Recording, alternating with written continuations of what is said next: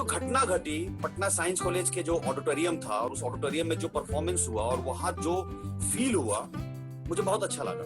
वासेपुर में मैं सिर्फ एक्टर नहीं था, वासेपुर का मैं कास्टिंग डायरेक्टर भी था, तो मैंने इसका नाचा। दूसरा इसमें प्रॉब्लम ये हुआ कि जो गैर भी भोजपुरी लोग थे, उन लोगों को ये लगता था कि पूरी भोजपुरी जो है ना वो बहुत ही अश्लील है और एक सत्यकाम आनंदी हैं जो अश्लीलता मुक्त की लड़ाई लड़ रहे हैं। उनको ये बात तो पता नहीं थी कि दिलवाले दुल्हनिया का जिक्र होगा। तो जैसे ही मैंने बोला और बोल के मैं ऐसे हो गया कि मुझे ये अच्छा, मेरे मन में क्या चल रहा था कि अब बेटा आप देखता हूँ कि आप इम्प्रोवाइज कर लेते हो, कि इस तरह का माहौल था हमारा। मतलब ये होता है कि आप कॉमेडी के लिए बोल दे कि एकदम जीवन में बढ़िया से रहना चाहिए, मेहनत करना चाहिए, खूब काम करना चाहिए। ये एक अलग तरीका है जिसपे मैं बिल्कुल बिलीव नहीं करता। स्वागत है दोस्तों आपका बिहार वाइब्स के इंटरव्यू में। मैं हूं आपका होस्ट प्रीतिश राज और आज है हमारे साथ गैंग्स ऑफ वासेपुर फेम एक कलाकार सत्यकम आनंद। तो पहले तो सर आपका बहुत बहुत स्वागत है हमारे इस प्लेटफॉर्म पे। Thank you so much, thank you so much. और पूरी टीम के बिहार वाइब्स के पूरी टीम को मेरी तरफ से बहुत बहुत शुभकामना, बहुत बहुत धन्यवाद। और प्रतिष्ठ को thank you so much. Bihar vibes का सर मेन मोटिव यही है कि हम बिहार के बारे में एक स्टीरियोटाइप होता है। मैंने तो आप भी बाहर रहे, आप तो खैर बहुत बाहर रहे, मैं भी 7 साल से घर से बाहर हूँ, तो वो हम हर बिहारी को कहीं ना कहीं फेस करना पड़ता है। तो हम ऐसी सक्सेस स्टोरीज बिहार से लाके लोगों के सामने प्रेजेंट करें कि जो एक निगेटिव इमेज बनी, अब तो कम हो रही है बट काफी अभी भी बनी हुई है, बहुत जगह पे लोग अवेयर नहीं है इन चीजों के बारे में। हम उसके टुवर्ड्स एक छोटी सी पहल है हमारी। आज आज की जो अच्छी बात है। बिल्कुल। तो आज का जो ये इंटरव्यू है ये सराउंड करेगा सर की पूरी जर्नी और भोजपुरी सिनेमा के बारे में। तो सर सबसे पहले तो ये बताइए कि एक्टर बनने का ये कैसे, मतलब how did it started acting and everything. बिल्कुल, बेसिकली मैं बिहार का मैं भी रहने वाला हूँ और मेरा घर है आरा। और मेरे जो पिताजी हैं वो शिक्षक हैं, आरा में शिक्षक थे, अब रिटायर हो गए। तो घर में जो माहौल था, पढ़ने का माहौल था शुरू से। और उस पढ़ने के माहौल में ये था कि मतलब पढ़ना ही है, बाकी कुछ कर नहीं सकते आप, ये मामला था। तो अच्छे जगह पढ़ने के लिए अच्छे इंस्टीट्यूशन में जाना था। तो मेरे जो बड़े भाई साहब थे वो पटना के साइंस कॉलेज में पढ़ते थे और घर वाले चाहते यही थे कि मैं भी 10th के बाद पटना साइंस कॉलेज में मेरा एडमिशन हो। लेकिन घर वालों को भी पता था और मुझे भी पता था कि मेरे उतने मार्क्स नहीं आने वाले हैं जितना कि उस कॉलेज की रिक्वायरमेंट है। तो मेरे जो बड़े भाई हैं उनके दिमाग में ये खुराफात सूझी थी कि मुझे एडमिशन कराने के लिए और क्या करना चाहिए। तो उन्होंने स्पोर्ट्स कोटा में फॉर्म भरा, कल्चरल कोटा में फॉर्म भरा उन्होंने साइंस कॉलेज पटना का। और आरा में ही एक थिएटर ग्रुप है नवोदय संघ, उसमें उन्होंने डी राजन भैया हैं जो चलाते हैं उसको, उसके डायरेक्टर जो थे, उनके पास उन्होंने भेजा। ये बात मैं कर रहा हूँ आपको 1991 की बात है ये। तो उन्होंने मुझे भेजा कि इसको एक स्पीच तैयार करा दो आप, और ये स्पीच परफॉर्मेंस मैं वहां पे परफॉर्म करूंगा साइंस कॉलेज में, और मेरा एडमिशन जैक लगा के, लकड़ा लगा के, पता नहीं जो भी लगा के मेरा एडमिशन करा देंगे। ये पूरी एक सेटिंग थी मेरे बड़े भाई की। तो इस तरह से उन लोगों ने, घर वालों ने मुझे भेजा नाटक करने के लिए। और मैंने कुछ 1.5-2 महीना सीखा।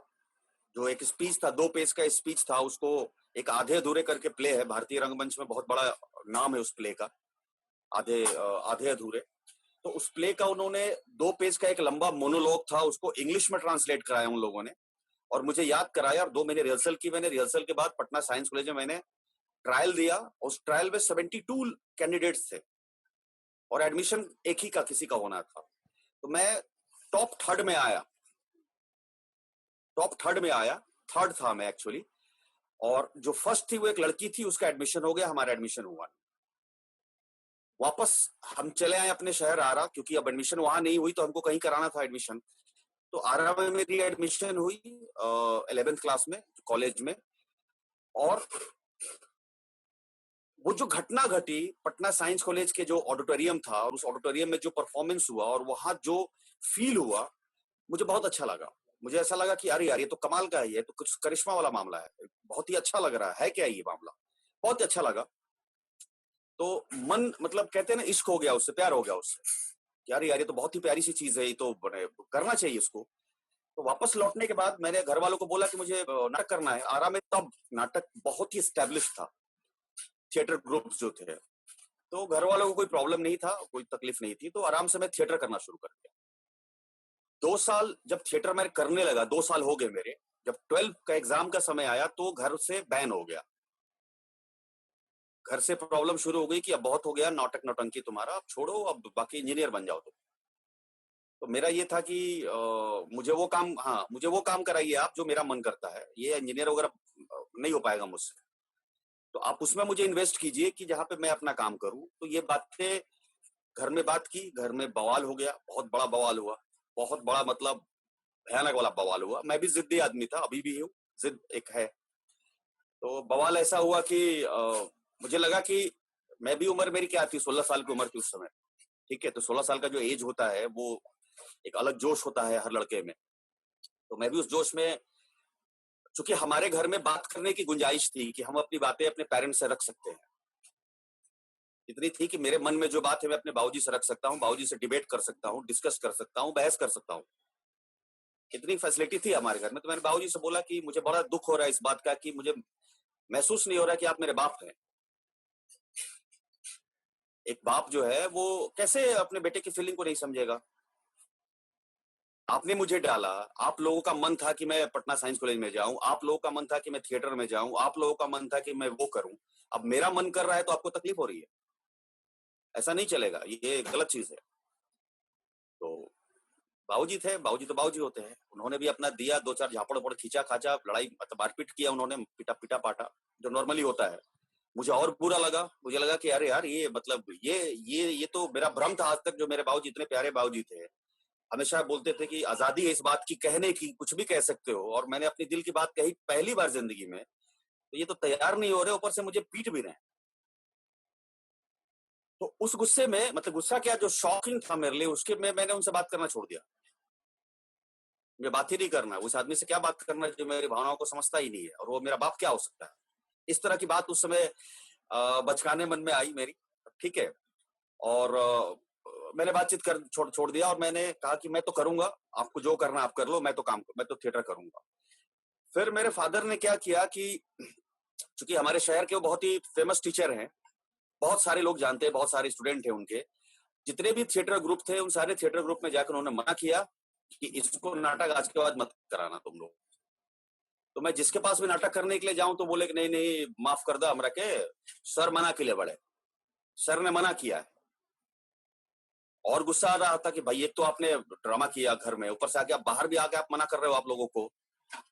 तो वापस घर पे जाके फिर हुआ बहस खूब, ये तो गलत बात है, मतलब आपका जोर चलेगा, जो चाहेंगे सो करेंगे आप, ये कोई मतलब नहीं है। इस तरह की बहुत सारी बहस वहस हुई, वो भी अपना अनसंट बोले, ये वो डिस डैट, बातचीत खत्म, बातचीत ही बंद नहीं होती थी। 3-4 महीने जब बीता तो 3-4 महीने कर रहा हूँ, 3-4 दिन जब बीता तो लगा ऐसा कि पैसे चाहिए रोज के खर्चे, तो ये तो गलत डील हो गया कि बातचीत बंद होगी उनसे, तो ये तो गलत बात हो गया। तो फिर मैं क्या करूं, फिर मैंने चीट लिखना शुरू किया, कागज पे लिख के देता था उनको कि मुझे 20 रुपए चाहिए, 10 रुपए चाहिए, तो वो देते थे। और नाटक कंप्लीटली मेरा बंद हो गया, कंप्लीटली उन्होंने कह दिया कि नहीं करना है। तो मुझे समझ में ये चीज आई कि यहाँ पे अपना दिमाग खपाने से बेहतर है कि मैं साइलेंट हो जाऊं, और साइलेंट होने के बाद आफ्टर 12 मैं कोशिश करके दिल्ली निकल जाऊंगा, दिल्ली में एडमिशन कराऊंगा दिल्ली यूनिवर्सिटी में, और दिल्ली यूनिवर्सिटी में एडमिशन के बहाने जब एक बार निकलूंगा तो वहां पढ़ाई नहीं करना है मुझे, कुछ करना और है। ये मेरी प्लानिंग थी। लेकिन वो भी सक्सेस नहीं हो पाया, क्योंकि उस साल जो रिजल्ट आई थी हमारा 12 का, इंटरमीडिएट बोर्ड का, वो रिजल्ट लेट से आया, और दिल्ली में एडमिशन पहले हो, मतलब एप्लीकेशन सब कुछ फॉर्म फिलअप हो चुका था। तो मुझे उस साल समय नहीं मिला कि मैं जाऊं दिल्ली और एडमिशन कराऊं। फिर से मुझे 1 साल रुकना पड़ा, और अगले साल नेक्स्ट ईयर तब तक मैं थोड़ा स्ट्रांग हो गया था, और 2-3 बार फादर से बात हुई और जम के बात हुई, 2-3 साल निकल गए थे, तो थोड़ा मैं भी स्ट्रांग हो गया था। तो मैंने उनको साफ साफ बोला कि मुझे जाना है, आप मुझे जाने देंगे कि नहीं देंगे, आप सीधे सीधा बात कीजिए। तो उन्होंने कहा कि तुमको जो करना है करो, मुझे कोई मतलब नहीं है तुमसे, पैसा नहीं दूंगा। तो मुझे लगा कि यार ये तो गलत बात है, आप पैसा नहीं दोगे तो मैं जाऊंगा कैसे। तो बोले मुझे मतलब नहीं, तुमको इतनी जिद है, तुमको इतना अपने सपने का है, तो अपना काम करो। तो मैंने ट्यूशन पढ़ाना शुरू किया 1 साल तक, कि पैसा इकट्ठा करूं। फिर मुझे लगा कि जो ट्यूशन के पैसे मिल रहे हैं मुझे, उस पैसे से 1 साल में उतने पैसे नहीं हुए कि मैं दिल्ली चला जाऊंगा। 30 रुपए मिलते थे, 20 रुपए मिलते थे, क्योंकि पढ़ने में बहुत स्ट्रांग नहीं था, तो मैं 4थे 5वें क्लास के बच्चे का पढ़ाता था। चौथे पांचवे क्लास के बच्चे का जो फी था उस समय 15 से 20 रुपया था।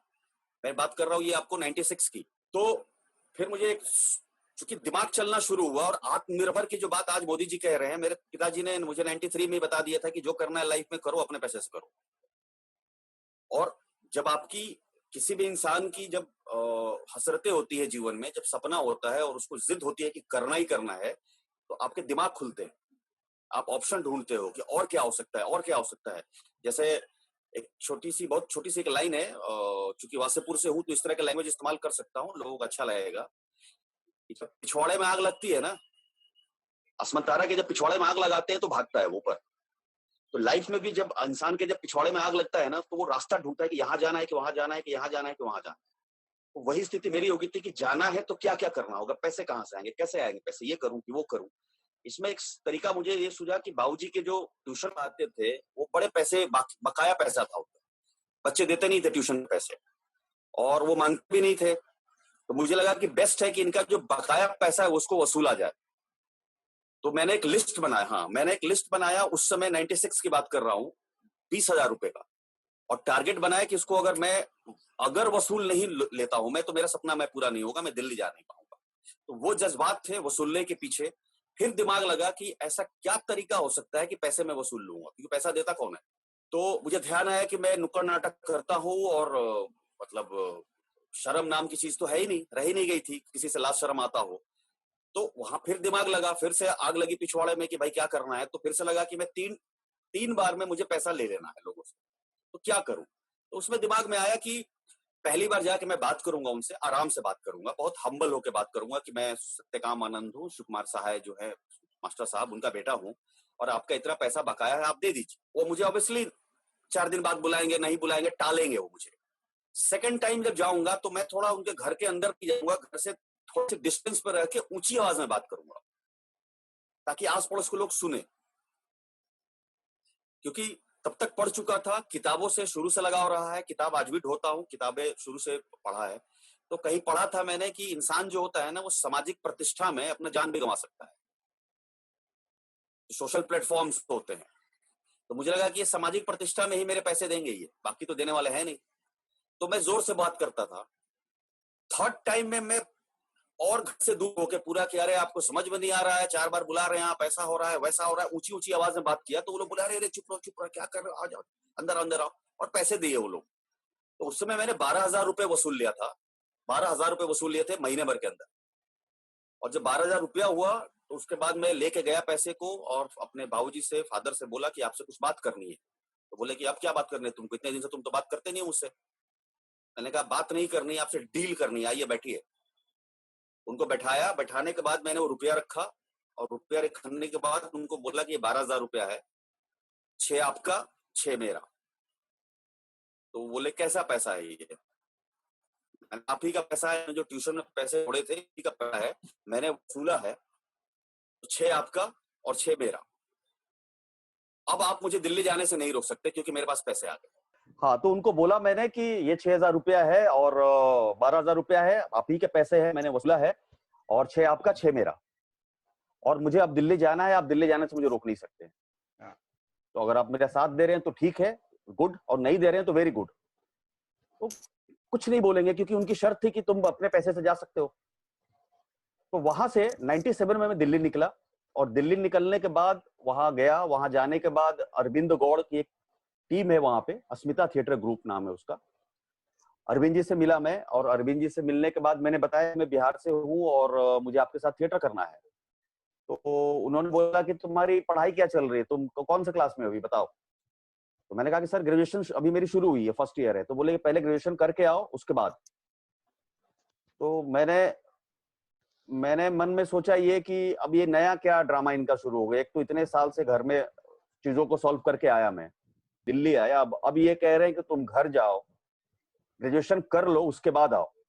तो मैंने उनको बोला कि इसे लालू जी का राज है, लालू जी के राज में चोरी होता है, तो कोई दिक्कत नहीं है, तो ऐसे ही होगा। तो बहुत दिन भगाया, उन्होंने बोला कि नहीं नहीं नहीं नहीं आने दूंगा, नहीं ज्वाइन करने दूंगा। और मुझे अपने आप पे लग रहा था कि मतलब मैं साला इतना लड़के यहाँ पर आया हूँ, और ये मुझे कहेंगे कि मैं चला जाऊं, और मैं चला जाऊंगा मतलब ऐसा कैसा पॉसिबल है। तो मैं लगातार उनके पास जाता था, रोज एवरीडे। और रोज मुझे देखते थे, रोज मुझे भगाते थे, रोज मुझे देखते थे, रोज भगाते थे। मेरे दिमाग में ये बात थी कि आप कितने दिन तक भगाओगे मुझे, कितने दिन तक मना करोगे आप। फाइनली एक दिन आया जब उन्होंने बोला कि ठीक है तुम करो, तो वहां से मैंने थिएटर ज्वाइन किया, अरविंद गौड़ का और अस्मिता थिएटर ग्रुप। और फिर एक सिलसिला शुरू हुआ जहां पे, क्योंकि मुझे ट्रेनिंग लेनी थी, मुझे जानना था कि अभिनय क्या होता है, कैसे होता है, उसका ग्रामर क्या है, उसके दाएं बाएं लेफ्ट राइट हर चीज जानना था। और 4 साल मैं कंटिन्यू वहां पे थिएटर किया और बहुत कुछ देखने को मिला, बहुत कुछ सीखने को मिला। एक पूरी दुनिया दिखी मुझे, एनएसडी का नाटक दिखा, श्री रामचंद्र का नाटक दिखा, और भी 50 तरह की चीजें दिखी। दिमाग भटका। आज मोबाइल है, आज मोबाइल पर आप कुछ भी देख सकते हो, उसमें मोबाइल नहीं था, आप कुछ नहीं देख सकते थे। तो सारी चीजें भटकी दिमाग। फिर मैंने एनएसडी का फॉर्म भरा था 98 में, क्योंकि मैं 98 में ग्रेजुएट हो चुका था, लेकिन मेरा उसमें एडमिशन नहीं हो पाया। तो मुझे लगा चलो कोई बात नहीं, मैं दोबारा जिंदगी में नहीं भरूंगा एनएसडी, और मैंने कभी दोबारा जिंदगी में भरा नहीं एनएसडी का। और थिएटर करता रहा, अरविंद जी के साथ थिएटर चलता रहा, और थिएटर करते करते मुझे लगा कि अब आगे लाइफ में करना क्या है। तो मुझे ये समझ में आया कि आगे लाइफ में मुझे फिल्म में काम करना है, सोसाइटी में काम करना है, सोशल वर्क करना है, ये सारी चीज थी। तो यहाँ तक की ये जर्नी थी दिल्ली तक की, और दिल्ली के 4 साल करने के बाद मुंबई आना हुआ और चालू हो गया फिर। तो एक्टिंग आपकी ऐसे शुरू? हाँ, एक्टिंग ऐसे शुरू हुई। मतलब किसी और का मन था कि मुझे एक्टर मतलब एक्टिंग कराया जाए, और बाद में उनका ही मन नहीं था, मेरा मन हो गया और अब आज एक्टर बन गया। ये है मामला। तो सर आपने जो फिल्म करी थी गैंग्स ऑफ वसेपुर, तो गैंग्स ऑफ वसेपुर अभी एक कल्ट बन गया है पूरे इंडिया में। और गैंग्स ऑफ वसेपुर का जो स्टार कास्ट था, तिग्मांशु धूलिया, पीयूष मिश्रा, मनोज वाजपेयी, नवाजुद्दीन सिद्दीकी, राजकुमार राव, जयदीप अहलावत, मतलब सारे लेजेंड एक ही सेट पे। मतलब जितने सारे, मतलब जो कि अभी अच्छा कर रहे हैं, तो सारे अब एक साथ। तो मतलब वो सेट कैसा था वहां पे, आपका एक्सपीरियंस कैसा रहा?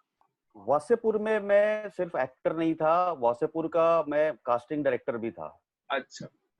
मुकेश छाबरा कास्टिंग डायरेक्टर थे, और मैं मुकेश को तभी असिस्ट कर रहा था मैं, क्योंकि मुकेश मेरा बहुत पुराने दोस्त हैं, हम लोग दिल्ली से दोस्त थे। और बम्बई आने के बाद बहुत क्लियर था दिमाग में कि कुछ भी नहीं करना है लाइफ। मतलब जो आया सो काम कर लो, ऐसा नहीं था, या फिर पैसा कमाने के धंधा का विषय नहीं था। ये था कि जो दिल करेगा वही काम करना है। तो इस दौरान ये तो आपकी फिलॉसफी थी, लेकिन पैसा वैसा नहीं होता था, क्योंकि आप काम नहीं करेंगे तो पैसा कहाँ से आएगा, पैसे नहीं आएंगे तो आप सरवाइव कैसे करोगे। तो उसके लिए जो मुझे बेस्ट लगा सारा काम मैंने किया। मतलब मैंने कैमरा ऑपरेट करने और एडिटिंग का जो कीबोर्ड है ऑपरेट करने के अलावा ऐसा कोई काम नहीं है जो नहीं किया इंडस्ट्री, सब काम किया है। तब में मुझे जो बेस्ट लगा वो कास्टिंग लगा मुझे काम, क्योंकि कास्टिंग बड़ा पसंदीदा काम था और सीखने को मिलता था एज एन एक्टर, क्योंकि कैमरे के पीछे रहना होता था और पता चलता था उससे कि कहाँ मिसिंग है, क्या मिसिंग है, क्या बढ़िया है। डायरेक्टर जो चाहता है वो सामने वाला एक्टर कैसे दे पाता है, कैसे नहीं दे पाता है। तो एज एन एक्टर मुझे बहुत फायदा हो रहा था। मुकेश बड़े अच्छे दोस्त थे शुरू से ही, तो एक कंफर्टेबल जोन था। तो माहौल ऐसा था उसका कि मैं चूंकि बहुत टाइम से जुड़ा हुआ था, मेरी कास्टिंग हुई थी अप्रैल मंथ में, 2010 के अप्रैल में मेरी कास्टिंग हुई थी, और शूटिंग शुरू हुई थी दिसंबर में। तो मैं शूटिंग से पहले से उस टीम में काम कर रहा था एज ए कास्टिंग डायरेक्टर। तो माहौल के बारे में मैं ये कहूंगा कि वहां एक ही आदमी थे उस टाइम पे जो नोन थे, उसका नाम था मनोज वाजपेयी। बाकी कोई नोन नहीं था, सब अननोन थे, सब एक ही तरह के थे, कोई किसी को कोई जानता नहीं था। रोड पे निकल जाए तो कोई किसी को जानता नहीं था। और जो कॉम्बिनेशन है, जो आप कह रहे हैं कॉम्बिनेशन की बात, ये कॉम्बिनेशन वो है कि ये बहुत चुन चुन कर अनुराग सर ने कास्ट किया है। अनुराग सर का कहना है कि कास्टिंग इतनी इंपॉर्टेंट चीज होती है उनके नजर में, इतनी इंपॉर्टेंट चीज है कि अगर कास्टिंग तरीके का हो गया तो 60% काम खत्म।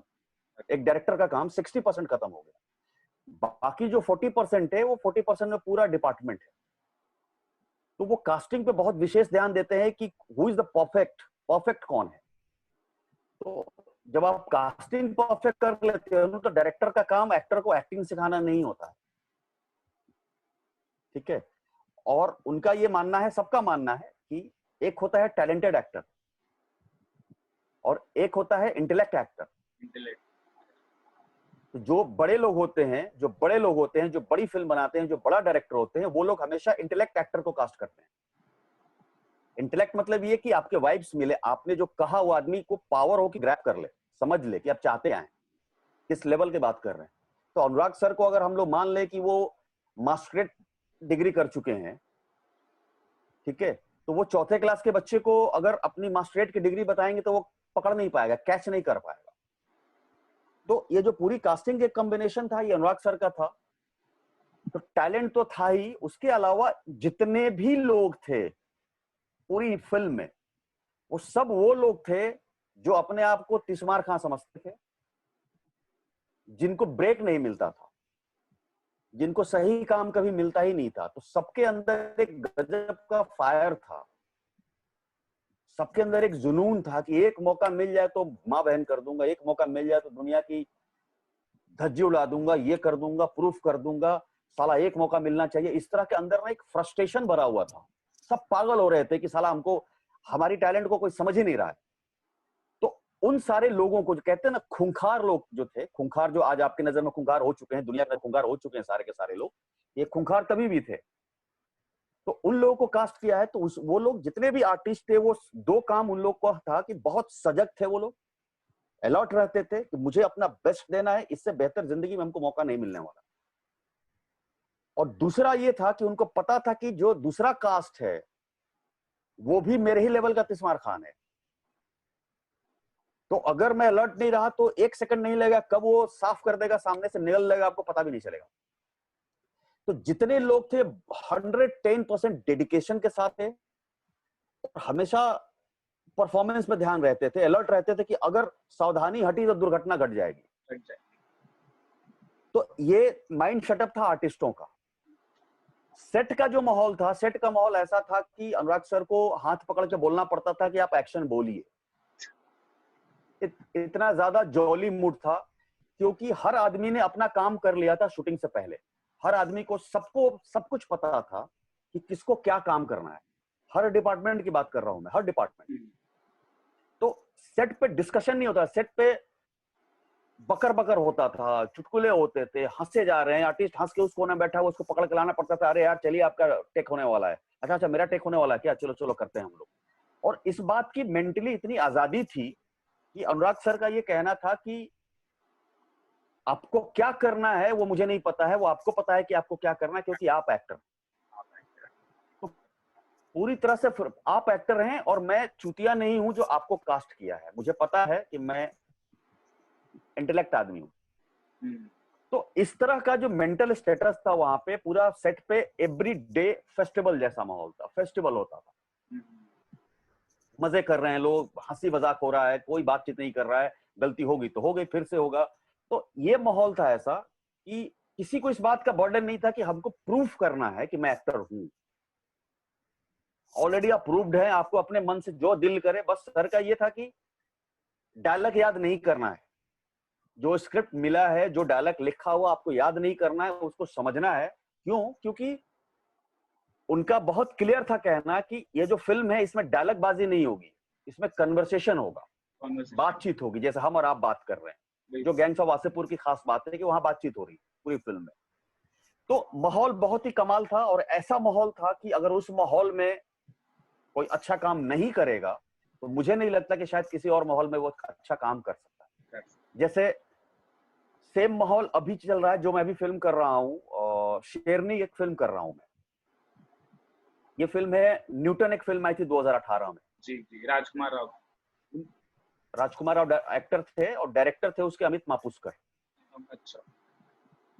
तो अमित मापुस्कर की फिल्म है नेक्स्ट, जो अगली फिल्म है न्यूटन के बाद, उस फिल्म का नाम है शेरनी, जिसमें विद्या बालन लीड कर रही है। अच्छा। और विद्या बालन के अलावा 3 और स्ट्रॉन्ग कैरेक्टर हैं, लीड कैरेक्टर हैं। उसमें से एक मैं कर रहा हूँ, एक विजय राज कर रहे हैं और एक शरद सक्सेना कर रहे हैं। विजय राज सर भी हाँ। बहुत बहुत ब्रिलियंट एक्टर है। हाँ, तो एक विजय राज जी कर रहे हैं, एक मैं कर रहा हूँ और एक शरद सक्सेना जी हैं वो कर रहे हैं। और वहां भी यही माहौल है, शेरनी में भी यही माहौल है कि आपको बताता नहीं है कोई कि करना क्या है। तो एक कमाल का माहौल था, एक ऐसा माहौल था जहां पे आपको फ्रीडम थी, आप कुछ भी कर सकते हैं। आपको इस बात का टेंशन नहीं था कि अरे सर ने मुझे कास्ट किया है तो अच्छा करना है, अच्छा करना है, मुझे अच्छा रोल देना है, अच्छा चाहिए, अच्छा चाहिए। ऐसा नहीं था, ये था कि बॉस ये मौका है, अगर यहाँ पे अगर तुमने अगर प्रूफ नहीं किया अपने आप को तो घंटा नहीं प्रूफ करेगा कहीं से नहीं। ये माहौल था वहां पे, तो बड़ा मजेदार था और सबने मजे लिए हैं, बहुत मजे लिए हैं, जो मजा दिख रहा है फिल्म में। तो सर एक चीज थी अब कि जैसे अगर हम भोजपुरी सिनेमा की बात करें आज के टाइम पे, अगर हम भोजपुरी सिनेमा के बारे में बात करें, तो भोजपुरी सिनेमा का सर वही जो स्टीरियोटाइप है, एंड वो स्टीरियोटाइप हमें दिखता भी है कि अश्लीलता, फुहड़ता जो है वो बढ़ती जा रही है, मतलब कहीं ना कहीं तो बढ़ी ही है।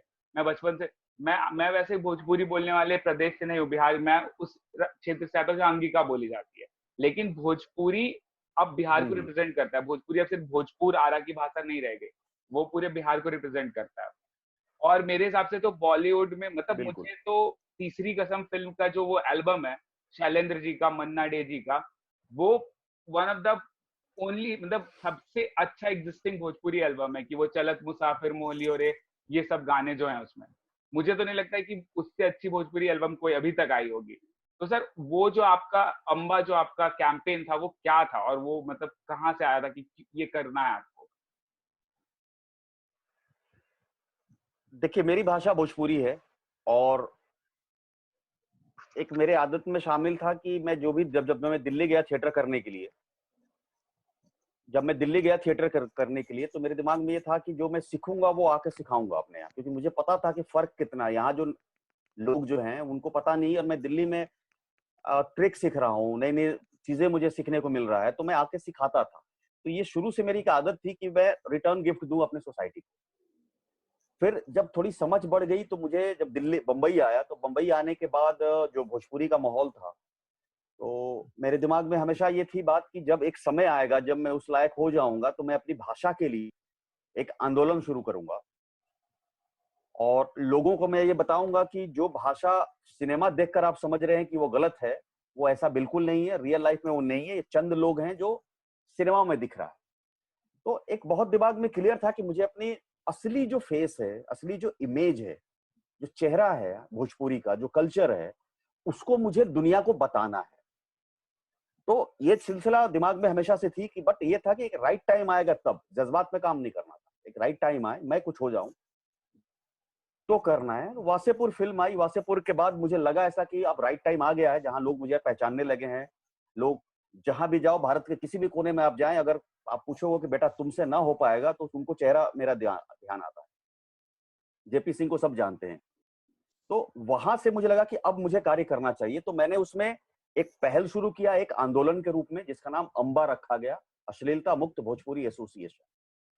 और उसमें दो चीजों पर मुख्य फोकस किया मैंने। एक तो ये है कि जो लॉ, कानून और हमारा संविधान जो है, वो जो कहता है कि भोजपुरी का क्या दायरा है, उस दायरे को रह के, कानून के दायरे में रह के अश्लीलता के खिलाफ बात करनी है।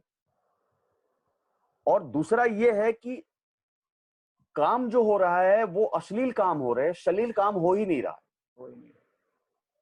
तो जब तक श्लील कार्य नहीं होगा तब तक अश्लीलता का दाग मिटेगा नहीं, क्योंकि हमारा जो संविधान है वो अश्लीलता के खिलाफ बिल्कुल नहीं है। अगर अश्लीलता के खिलाफ होता तो पॉर्न मूवी नहीं बनती, सेमी पॉर्न मूवी नहीं बनती। बिल्कुल सही। तो उस नियम जो है, मैंने उसके लिए लॉ पढ़ा, लॉ क्या कहता वो पढ़ा, और लॉ में ये था कि पब्लिक प्लेस पे आप अश्लील हरकतें नहीं कर सकते हैं, अश्लील गाने नहीं गा सकते हैं, अश्लील शोज नहीं कर सकते हैं। वो मैंने बैन करना शुरू करा दिया कि भाई अब आप मानो तो ठीक है, बात से मानोगे तो ठीक है, नहीं तो लात से मानेंगे आप। तो बात और लात दोनों का इस्तेमाल हुआ, ठीक है।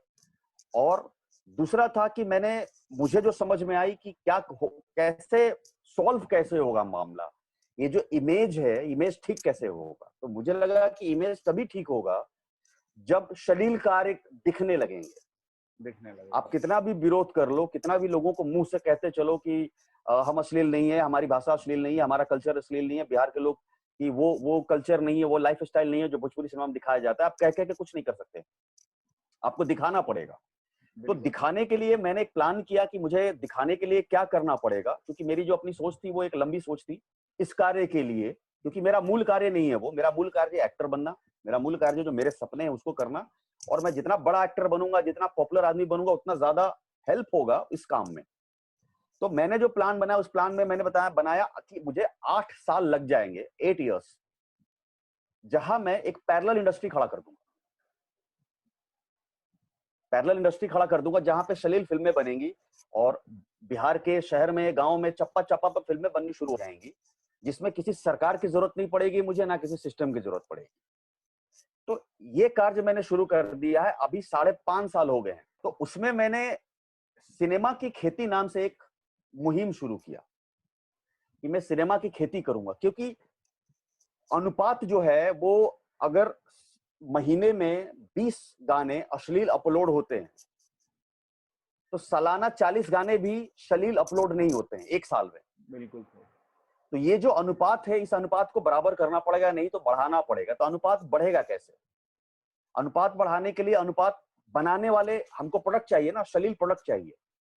तो अश्लील प्रोडक्ट के लिए अश्लील प्रोडक्ट बनाने वाले चाहिए, मेकर्स चाहिए। क्योंकि मैं तो मेकिंग करूंगा नहीं और सारा काम दाम छोड़कर मैं इतनी मेकिंग करूंगा नहीं। तो मैंने मेकर्स पैदा शुरू कर दिया, पैदा करना। और सिनेमा की खेती के माध्यम से मैंने ये शुरू किया कि बिहार के गांव गांव, चट्टी चट्टी, जहां जहां से जो लोग मेरे संपर्क में आएंगे, जहां जहां मैं जाऊंगा, वहां से जिनके अंदर अगर सिनेमा का जरा भी कीड़ा है उसको कि मुझे फिल्म बनानी है, मुझे भी फिल्म बनानी है, लेकिन मैं जानता हूं कि मैं इस जन्म में ना फिल्म में काम कर सकता हूं, ना बंबई जा सकता हूं, ना कभी सिनेमा का सपना सोच सकता हूं, क्योंकि ना घर आपका साथ देगा, ना समाज साथ देगा और ना पैसे साथ देगा। उन लोगों को मैंने ढूंढना शुरू किया और ढूंढ ढूंढ के आज 35 है मेरे पास, 35 जिनको सिनेमा अपने लिए बनाना है, मेरे लिए नहीं। और इनको ट्रेनिंग देना शुरू कर दिया गया। और ये लोग, उन लोगों को ढूंढा गया था जो सिनेमा का सी भी नहीं जानते हैं। जुनून होना चाहिए, इंटरेस्ट होना चाहिए, प्यार होना चाहिए कि मुझे फिल्म मेकिंग करना है। वैसे लोगों को ढूंढा जो रॉ थे, एकदम रॉ, जिनको सिनेमा का सी नहीं पता है, कैमरा का सी नहीं पता है, एडिटिंग क्या होती है, बस मन है कि मैं भी एक्टिंग करूं, मैं भी स्क्रीन पे दिखूं। उन लोगों को ढूंढ के ट्रेनिंग देता हूं मैं। और आज के डेट में 35 लोग हैं जो शॉर्ट फिल्म्स बना रहे हैं, 10 मिनट, 15 मिनट, 20 मिनट, अवार्ड्स ले रहे हैं। मेरे अनुसार आने वाले, अभी मेरे पास 2014 तक का टारगेट है, 3.5 साल टाइम है मेरे पास।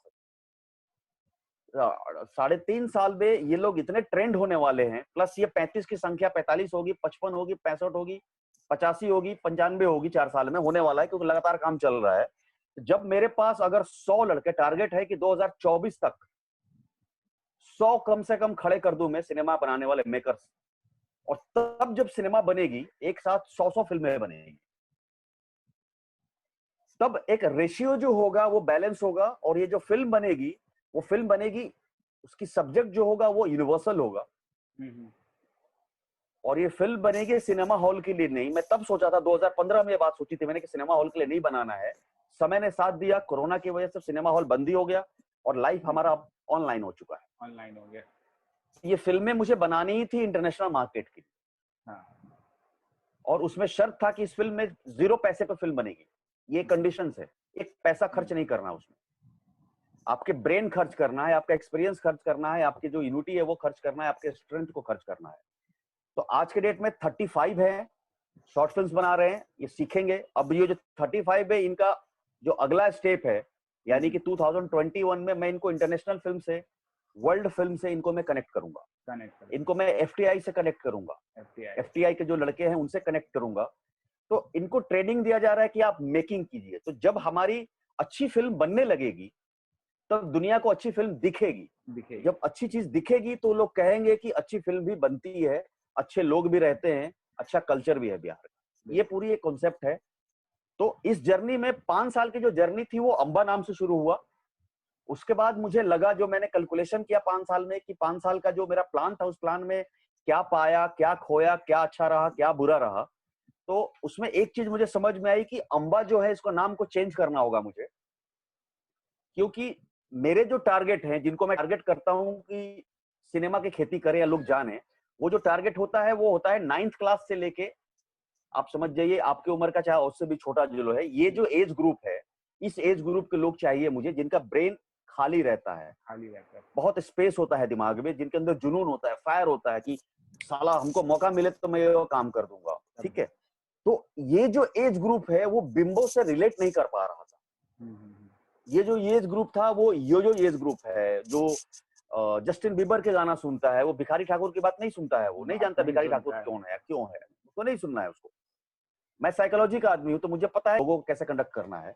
तो बिम्बो मैंने नाम चेंज किया क्योंकि उनको बड़ा अजीब लगता था, अश्लीलता मुक्त भोजपुरी हाँ एसोसिएशन, क्या है ये। तो मैंने इसका अच्छा, दूसरा इसमें प्रॉब्लम ये हुआ कि जो गैर भी भोजपुरी लोग थे, नॉन भोजपुरी स्पीकिंग पर्सन थे, इंडिया में या इंडिया से बाहर, उन लोगों को ये लगता था कि पूरी भोजपुरी जो है ना वो बहुत ही अश्लील है, और एक सत्यकाम आनंदी हैं जो अश्लीलता मुक्त की लड़ाई लड़ रहे हैं।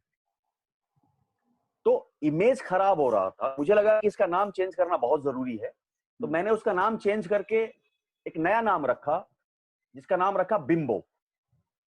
तो बिम्बो जो है इट्स अ साउंड, बिम्बो एक कैची वर्ड है, आज के जो यंग जनरेशन है उनको कैच करेंगे। बिंगो, बिंगो की वजह से, बिंगो ऑलरेडी हमारे दिलो दिमाग में बैठा हुआ है, बिम्बो बिंगो। तो बिंगो की वजह से मैंने जो बिम्बो रखा, प्लस बिम्बो का मैंने एक फुल फॉर्म बनाया कि beautiful image of magnificent Bhojpuri ocean. और मैं इस मंथ के एंड में 16 सितंबर से हजारीबाग जा रहा हूं, जहां पे मैं अपनी पहली फिल्म बनाऊंगा बिम्बो की। 1 घंटे 40 मिनट की फिल्म होगी, जिसकी भाषा भोजपुरी और हिंदी दोनों होगी, दोनों लैंग्वेज में फिल्म बनेगी। ये पहली फिल्म होगी जिसको मुझे इंटरनेशनल लेवल पर ले जाना है। इसका जो कंटेंट है, और मेरी कोशिश है फिल्म बनने के बाद, बात भी हुई है मेरी, बनने के बाद या तो विद्या बालन या अमित मापुस्कर जो न्यूटन के डायरेक्टर हैं, उनको मुझे दिखाना है कि अगर आपको सही लगता है तो आप इसको प्रेजेंट करेंगे। तो अगर इस फिल्म को विद्या बालन ने अगर प्रेजेंट कर दिया तो ये भोजपुरी के इतिहास में एक तगड़ा नॉक होगा, पूरे भारत को पता चलेगा कि विद्या बालन ने भोजपुरी फिल्म को प्रेजेंट किया है।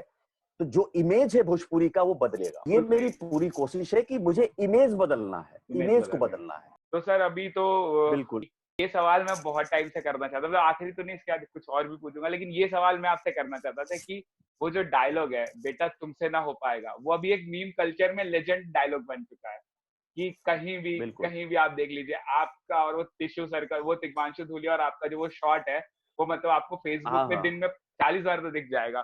तो वो मतलब मैं उस सीन की बस बात कर रहा हूँ कि वो क्या था, वो इम्प्रोवाइज सीन था, रैंड मतलब कि स्क्रिप्ट पे था, कि मतलब कैसे हो गया था वो, और आपने सोचा था कि ये इतना बड़ा हो जाएगा? बिल्कुल नहीं सोचा था किसी ने भी। मतलब हम सबके दिमाग में ये बात थी कि अनुराग कश्यप के साथ काम कर रहे हैं, तो इस बात का हमको क्लियर था कि हमारे उस ऊपर स्टैंप लग जाएगा, ISI मार्का लग जाएगा कि आप एक्टर हैं। अब हमसे कोई डाउट नहीं करेगा, इतना ही सबको पता था कि हम लोग नोटिस होने वाले हैं, पूरी इंडस्ट्री को पता चलेगा कि अरे यार ये तो एक्टर आ गया, ये भी एक्टर, ये भी actor, because of Anurag sir का जो अपना इमेज था। लेकिन ये सिनेमा इतनी बड़ी फिल्म बन जाएगी, किसी को नहीं बिलीव था, मतलब हमें क्या, अनुराग सर तक को भी बिलीव नहीं था। बाकी रही बात इस सीन की बात जो आपने अभी बोला, वो सीन चूंकि माहौल वैसा था कि आप कुछ भी कर सकते हैं, वहां पे कोई रोकने वाला नहीं था। मतलब मेरे दिमाग में कुछ भी खुराफात आता है तो मैं बोल दूंगा, तो मुझे इस बात का नहीं था कि अरे यार मैंने ऐसा कुछ कर दिया तो अनुराग सर क्या कहेंगे, अरे मैंने ऐसा कुछ कर दिया तो ये नहीं था कि एक्टिंग की और गलत हो गया तो सॉरी सर, सर ये सर सॉरी सर, जो करना है करो, ऐसा था। प्लस मैं कास्टिंग में था, कास्टिंग मतलब कि जितने भी लोकल कास्ट हैं, जितने भी पूरी फिल्म में 3-3 4-4 सीन वाले कैरेक्टर्स आपको दिखाई दे होंगे, सारा मैंने कास्ट किया है, 182। ठीक है, तो मैं यूनिट का हिस्सा था। प्लस मैं असिस्टेंट डायरेक्टर था उस फिल्म में, मुझे बना दिया गया था कि जितने भी लोकल कास्ट थे उनको मुझे बताना पड़ता था कि आपको एक्टिंग क्या करना है, क्या करनी है, वो एक्टिंग जो अनुराग कश्यप को चाहिए। तो जब मैं उनको बोलता था कि आप ऐसा कीजिए, आप ऐसा कीजिए, आप ऐसा कीजिए, ये कीजिए, वो कीजिए, हाँ डन है, रेडी है, फिर मैं बोलता था कि सर ये लोग रेडी है, तो वो बोलते थे कि रेडी है, एक्शन। तो बहुत कंफर्टेबल जोन था वहां पे। तो जब ये सीन चल रहा था, तो सीन चलने से पहले सेटअप लगा था, बातचीत, तो मेरे दिमाग में खुराफात आया कि किस सिनेमा का नाम दूं मैं, क्योंकि लाइंस तो थे उसमें कि कल रात कहाँ गए थे, तो मेरा लाइन था कि सिनेमा देखने गए थे। तो मेरे मन में ये था कि मैं बोलूंगा कि वो पूछेंगे कौन सा सिनेमा, तो लाइंस नहीं था वहां पे कि कौन सा सिनेमा, चुप था वो। जेपी सिंह जैसा है, फिल्म में देखोगे आप, चुप हो जाता है वो। लेकिन मुझे खुराफात करना था, तो सेट पे हमेशा एक बात चलती रहती थी, हमेशा सर से मैं हमेशा बोलता था कि मतलब ये गलत हो रहा है सर, सरदार खान के घर में मतलब लड़कियां ही लड़कियां यार, सरदार खान 2-2 शादी कर रहा है, सरदार खान का बेटा भी शादी कर रहा है, उसका बड़ा बेटा भी शादी कर रहा है, साले सबके सब शादीशुदा है, मेरे घर में हम सब बंडा है, मेरा बाप भी वैसे ही एक जेपी साला बंडा पड़ा हुआ है, सर मेरा भी शादी करा दो यार, दुर्गा से मेरी शादी करा दो, कुछ तो करा दो। तो ये मजाक चलता रहता था कि वो दुर्गा से मेरा लिंक बढ़ाओ, दुर्गा और जेपी का, दुर्गा और जेपी का, ऐसा चलता रहता था। तो इस तरह का माहौल हमेशा रहता था, कुछ भी सर पूछे कि हाँ बोलो बोलो, कुछ कहना तुमको, कुछ पूछना है, मैं बोलता था कि हाँ सर पूछना है, जेपी सिंह की कब शादी करा रहे हो आप? तो क्यों बंडा बना के रखा आपने, बंडाश्रम खोल के बैठा हुआ है। तो इस तरह का माहौल था। तो मुझे एकदम से ध्यान आया कि कुछ ऐसा बोलूं, क्योंकि जेपी सिंह के कैरेक्टर में बोलना बहुत कम है ही नहीं। तो बगल में नीरज था, नीरज जिसने मसान फिल्म बनाई है, नीरज झावन। हाँ, तो नीरज था, नीरज तभी असिस्ट कर रहा था, पहला था उसका, तो नीरज था। तो मैं नीरज को बोला कि नीरज सुन सुन सुन इधर सुन। तो बोला कि हाँ सत्या भाई क्या क्या है। मैंने कहा कि ये कौन से ईयर की सीन है, ये सीन है कौन सा साल है। तो उसने बताया कि 2000 के आसपास का साल है ऐसा करके। मैंने कहा कोई, मैंने पूछा उससे कि दिलवाले दुल्हनिया फिल्म रिलीज हो चुकी थी तब तक। तो उसने बोला हाँ हाँ रिलीज हो चुकी थी। मैंने कहा ओके। तो जब शूट शुरू हुआ, टेक हुआ, जब एक्शन हुआ, तो आए अपना आके गए, वो दोनों चेला चपाटी जो मेरे थे दोनों को भगाए इतना बेइज्जत करके, तिग्मांशु सर भाग भाग भाग यहाँ बैठ के। फिर हम उठे, चाय पी रहे थे, सीन याद है ना, वो चाय पी रहा था बैठ के चेला के साथ। उससे पहले मेरा बजा चुके थे वो, जाके अंदर में गया हूँ, जो बोल रहा हूँ कि बाबूजी सुल्तान का फोन आया है, तो भगा देते हैं सबके सामने। आके चाय पीता हूँ, चाय पीने बाद जो आते हैं तो अपना पूछते हैं कि सब क्या तामझाम लगा रखे हो। तो मैं जो डायलॉग बोलता हूँ कि लेकिन बाबूजी तो अपना आदमी था ना, सुल्तान तो अपना आदमी था। तो उसके बाद जो डायलॉग बोलते थे, छोड़ो ये बात बताओ कल रात तुम कहाँ थे। तो मैंने बोला कि जो मेरा लाइन था कि सिनेमा देखने गया था। तो उन्होंने पूछा कौन सी सिनेमा। तो मैंने बोला दिलवाले दुल्हनिया ले जाएंगे। और कल रात वहाँ थे? सिनेमा देखने गए थे। कौन सा सिनेमा? दिलवाले दुल्हनिया ले जाएंगे। बेटा तुमसे ना हो पाएगा, हमें तुम्हारे लक्षण बिल्कुल ठीक नहीं लग रहा है, तुमसे ना हो पाएगा। अगर आपने ध्यान से देखा होगा तो ये बहुत जल्दी से बोला है मैंने, जल्दी से बोला गया। हाँ वही, इसीलिए मैंने इम्प्रोवाइज वाला जल्दी सवाल से इसीलिए बोला था मेरा। हाँ, तो मैंने जल्दी से बोला, तो जब बोला मैंने तो आपने देखा होगा वो शांत हो गए हैं 1 सेकंड के लिए। उसके बाद फिर उन्होंने ऐसे करके किया कि हाँ, तो उनको नहीं पता था कि मैं क्या बोलने वाला हूँ। हाँ। उनको ये बात पता नहीं थी कि दिलवाले दुल्हनिया का जिक्र होगा। तो जैसे ही मैंने बोला और बोल के मैं ऐसे हो गया कि मुझे ये, अच्छा मेरे मन में क्या चल रहा था कि अब बेटा अब देखता हूँ कि आप इम्प्रोवाइज कर लेते हो कि इस तरह का माहौल था हमारा। मतलब नहीं होता कि आप उठा लेते हो कि ड्रॉप कर देते हो। तो तिग्मांशु सर बड़े बड़े आदमी हैं, समझदार हैं, बहुत बाप आदमी है। उन्होंने एक कमाल का पॉज लिया और पॉज लेने के बाद यहाँ हाथ लगाया ठुड्डी पर और इतने प्यार से उन्होंने बोला कि बेटा तुमसे ना हो पाएगा। जहां तक मेरा दिमाग है, ये स्क्रिप्ट में लाइन नहीं थी, बेटा तुमसे ना हो पाएगा। और जैसे ही सीन खत्म हुआ, हंस हंस के पागल हो गए सब कि अबे यार ये तो कुछ अलग तिलिस्म हो गया। लेकिन किसी को पता नहीं था कि इतना बड़ा हिट होगा। मतलब वासेपुर का सबसे हिट लाइन जो है ये है। और मेरे लिए सबसे कमाल की बात ये है कि शायद भारत के इतिहास में पहली बार ऐसा हुआ होगा शोले के बाद, या ये लाइन मेरे नहीं है, आई बात समझ में। बेटा तुमसे ना हो पाएगा लाइन किसी और का है, हिट मैं हुआ हूँ, पॉपुलर मैं हुआ हूँ। जहां भी बात आती है बेटा तुमसे नहीं हो पाएगा, अगर किसी भी आदमी के जहन में जो पहला चेहरा आता है वो जेपी सिंह का चेहरा, जबकि बोला है तिग्मांशु धूलिया ने।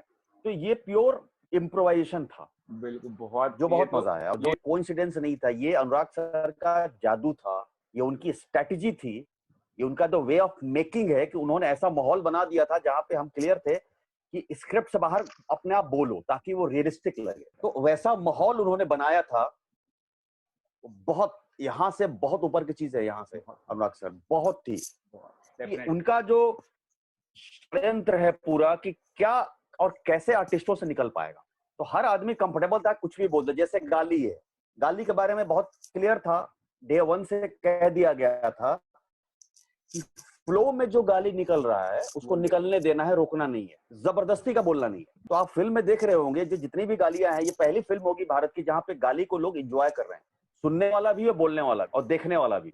तो इस तरह का माहौल बनाया गया था कि बात करते करते मन में आ रहा है कि अरे क्या बात कर रहे हो, तो गजब का निकल जाए। स्पेशली उसको नहीं बोलना है कि अरे स्पेशली होता है। बिल्कुल। तो ये पूरा सर का माहौल था, सर का, अनुराग सर की पूरी क्रेडिट है कि ऐसा उन्होंने माइंड सेटअप बना दिया था सबका, सारे आर्टिस्ट का, कि वो बहुत कूल थे कि जो भी आ रहा है जहन में ड्यूरिंग टेक, शूटिंग के दौरान, वो फ्लो में निकल जाएगा तो कोई बात नहीं है, अगर गलत होगा तो फिर से सर ले लेंगे। तो इसमें 90% इम्प्रोवाइज हुआ है पूरी फिल्म। तो सर अभी तो बिल्कुल टाइम तो हो रहा है हमारा, तो ये आखिरी सवाल है मेरा आपसे कि तो एक छोटा सा मैसेज जो बिहार का यूथ है उसके लिए आप एक छोटा सा मैसेज दें कि अपने सपनों को लेके, फिल्म्स को लेके, मतलब कि कैसे क्या करें वो। मैसेज दो तरह का होता है जो मेरा अनुभव है। एक होता है कि आप फॉर्मेलिटी के लिए बोल दे कि एकदम जीवन में बढ़िया से रहना चाहिए, मेहनत करना चाहिए, खूब काम करना चाहिए, ध्यान देना चाहिए, फोकस होना चाहिए जीवन में। ये एक अलग तरीका है जिसपे मैं बिल्कुल बिलीव नहीं करता। अब मुझे ये चीज समझ में आती है कि मुझे ये, अगर मुझसे कोई पूछता है तो मैं अब यही कहता हूँ कि इंसान का जो भी सपना है उसको सिर्फ और सिर्फ वही पूरा कर सकता है, दुनिया की कोई ताकत पूरा नहीं कर सकती। ये यूनिवर्सल ट्रूथ है। तो आप डिपेंडेंसी छोड़ दीजिए किसी पर भी, कोई भी इंसान, जो लोग भी सुन रहे हैं हमारे जितने भी हैं लोग, तो उसमें मैं ये कहना चाहूंगा कि अगर जिसने सपना पाला है वो पहले अपने साथ बैठे, वो खुद के साथ, और कम से कम 4 से 5 बार क्रॉस चेकिंग करे कि क्या जो चाहत है उसकी, जो चाह रहा है, उसको मन है। एक लड़का बैठा हुआ है जमुई में, एक एग्जांपल दे रहा हूं, और उसको मन लग रहा है, वहां से ख्वाब पाल रहा है कि मैं भी मनोज बाजपेयी बनूंगा, मैं भी शाहरुख खान बनूंगा, मैं भी पंकज त्रिपाठी बनूंगा, मैं भी सत्यकाम आनंद बनूंगा, मैं भी दिस बनूंगा, मैं भी दैट बनूंगा। तो मैं ये कह रहा था कि पहले अपने आप से सवाल 4 बार करें कि क्या मैं वाकई बनना चाहता हूं। ये चीजें आप क्लियर करें। इन सारी चीजों का मूल ये है कि आप पहले अपने आप को चेक कर लिए, जो आप चाहते हैं क्या आप वाकई में चाहते हैं। चाहते हैं तो ये फुलफिल कैसे होगा, इस पे एक प्लानिंग बहुत जरूरी है, बहुत जरूरी है प्लानिंग करना। देखिए क्या होता है कि आप बिना प्लानिंग के अगर घर से निकलेंगे तो जहां जा रहे हैं आप, वहां पे आपको रह के समय बर्बाद होगा, जहां पे आपको प्लान करना ही पड़ेगा। तो समझदार आदमी ये होता है जो पहले से प्लानिंग कर लेता है। तो आप पहले से, कोई भी इंसान हो, पहले तो अपने आप को क्लियर करें कि हमको जीवन में करना क्या है। दूसरा स्टेप होगा कि जो करना है वो फुलफिल कैसे होगा, उसके लिए प्लानिंग करें। और प्लानिंग में भी plan A, plan B, plan C, plan D पहले से बना के रखें। तीसरी चीज है कि इस बात का एकदम क्लियर हो जाए, हर आदमी एकदम क्लियर हो जाए कि जिस दिन आप अपना घर छोड़ा आपने, उस दिन से आपके जीवन में तकलीफ शुरू हो जाती है। घर में जो हमारे पास सारी सुविधाएं होती है, जैसे ही हमने घर छोड़ा आप इंडिपेंडेंट हो जाते हैं और आपके लाइफ में परेशानियां शुरू हो जाती है। तो मान के चलना है आपको कि आप परेशानियों को झेलने के लिए जा रहे हैं, जहां जिस सपने को पूरा करने जा रहे हैं आप परेशानियों को ही झेलने जा रहे हैं। ठीक है। चौथी चीज ये है कि समय आने पे जब आप निकलेंगे तो आपको पेशेंस की बहुत जरूरत होती है। पेशेंस और पैसा, ये दो चीजें जहां आपको हमेशा जरूरत पड़ेगा, क्योंकि पैसे की भूमिका इतनी है कि आपको महीना खत्म होने से पहले मकान मालिक आकर आपको नॉक करेगा। खाने के लिए पैसा चाहिए, तो पैसे अगर आपके पास नहीं होंगे तो बहुत परेशानी होगी जिंदगी आपकी। पेरेंट्स का साथ सबसे जरूरी है, सबसे जरूरी, क्योंकि बहुत मुश्किल हो जाता है, स्पेशली उस समय जब आप अकेले पड़ते हैं, जब बुरा वक्त आपके लाइफ में आता है। तो आप निकले हैं एक बड़ा सपना पाल के, चेहरा बड़ा लेकर कि आज जा रहा हूं मैं, अब तो मेरे सपने पूरे होंगे, लेकिन ये चेहरे से स्माइल उतर जाएगा। 99% चांसेस हमेशा रहती है कि आपके स्माइल खत्म हो जाएगा और आप परेशान होने लगेंगे। उस परेशानी में सिर्फ और सिर्फ कोई आपको बचाएगा तो आपका परिवार बचाएगा, और कोई नहीं बचा सकता। और अगर आप बिना पढ़े, बिना एजुकेशन के आते हैं, बिना स्टडी कंप्लीट किए आते हैं, तो आपसे बड़ा मूर्ख इस दुनिया में कोई नहीं। बिल्कुल। ठीक है। और मैं थोड़ा बता देना चाहता हूं कि अभी 2-3 मेरे जो प्रोजेक्ट्स अभी जो कर रहा हूं वो भी बता देता हूं मैं। ठीक है। अभी मैं एक फिल्म कर रहा हूं, शेरनी, जो न्यूटन फिल्म आई थी 2018 में, जो ऑस्कर के लिए नॉमिनेट हुई थी, उसके डायरेक्टर हैं। तो वो फिल्म कर रहा हूँ जिसकी 90% शूट मेरी हो चुकी है। जो हमारे यहाँ मुजफ्फरपुर में जो कांड हुआ था, अनाथालय आश्रम था वहां पे, महिला आश्रम, ब्रजेश ठाकुर कांड, अगर आपने सुना होगा। हाँ जी जी, पता उस है। पे पूरी फिल्म बन रही है और इसको शाहरुख खान प्रोड्यूस कर रहे हैं और डायरेक्ट कर रहे हैं पुलकित पुलकित डायरेक्ट कर रहे हैं उसको। और अभी तीसरा ये है कि मैं अभी हॉटस्टार के लिए, हॉटस्टार डिज्नी हॉटस्टार के लिए वेब सीरीज कर रहा हूँ, फिल्म बना रहा हूँ। आगे जो प्लानिंग है बिम्बो की तरफ से, जो प्लानिंग है 4 फिल्में और प्लानिंग है जो मैं शायद जनवरी से शुरू करूंगा। और इसमें कम से कम 100 बता रहा हूँ 100 लोगों के ब्रेक दिया जाएगा इसमें। वो लोग काम करेंगे इसमें एक्टिंग से लेकर हर डिपार्टमेंट में, जो जिंदगी में पहली बार काम करेंगे सिनेमा के लिए, और ये सारे लोग बिहार के लोग। Thank you so much sir हमारे साथ जुड़ने के लिए। टीम वीआर वाइब्स की तरफ से ऑल द बेस्ट आपको और आपके काम के लिए। और थैंक यू सो मच, और आप लोगों को बहुत बहुत धन्यवाद और all the best team Bihar vibe. हमारे व्यूअर्स से हम बता दें कि हम ऐसे ही लोगों को लेके आते रहेंगे और कोशिश करेंगे कि बिहार की कहानियां आप तक पहुंचाए और पूरी दुनिया को भी दिखाएं। तो अभी के लिए इतना ही, मिलते हैं आपसे अगले किसी इंटरव्यू में। Thank you so much sir. Thank you so much.